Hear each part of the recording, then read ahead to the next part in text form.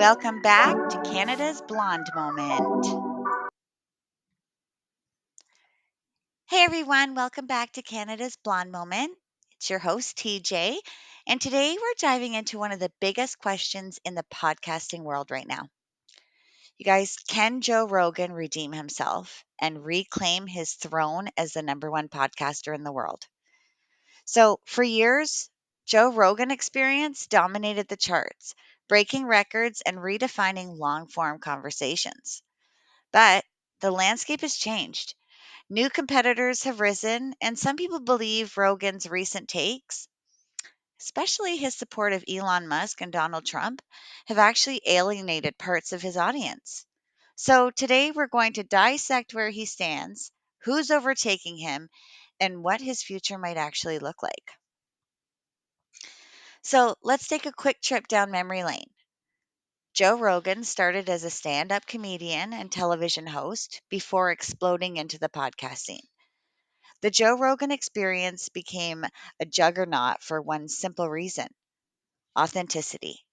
Rogan could talk to anyone: scientists, comedians, athletes, conspiracy theorists, and make every conversation engaging.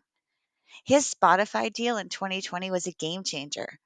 A reported $100 million contract locked his show into a platform exclusively, but many fans noticed a shift. Episodes were occasionally edited, some guests were no longer appearing, and the free spirited feel of his old YouTube days seemed diluted. So, what happened? Why did Joe start losing ground? Well, according to the latest rankings from PodTrack, we have here the Midas Touch podcast as number one. So, they're a left leaning political podcast that has built a royal following with its strong anti Trump stance. And right now, with everything that Trump and Elon Musk are doing, more people are probably wanting to tune in to somebody who's not buddy buddy and saying what they need to in order to keep or gain their audience or their friends happy. I mean, there has to be a fine line. Joe Rogan before would, whether you were his friend or not, he would just blurt out basically what's right is right, right? His thoughts, how he felt. And now with this friendship and this connection, you know, eh, would it help if maybe he stepped back? I mean, lately he's been, kind of going back on the fence and not being a full Elon supporter, but is that going to help? And then, now I just want to say, okay, because I am a fan of Joe Rogan, but, Rogan's long form, free flowing format, it's struggling to hold the attention of younger listeners in a world driven by short form content like TikTok and YouTube shorts. So that's another place where he could be struggling. And then one of the most polarizing aspects of Rogan's recent years has been his defense of controversial figures like Elon Musk and Donald Trump. Now, here's a quick breakdown of how that's impacted his leadership. So, Elon Musk, right? Rogan has repeatedly defended Musk on issues like free speech on X, formerly Twitter, AI, and Tesla controversies. This has alienated some of his more progressive listeners who see Musk as a billionaire out of touch with reality. And then Donald Trump.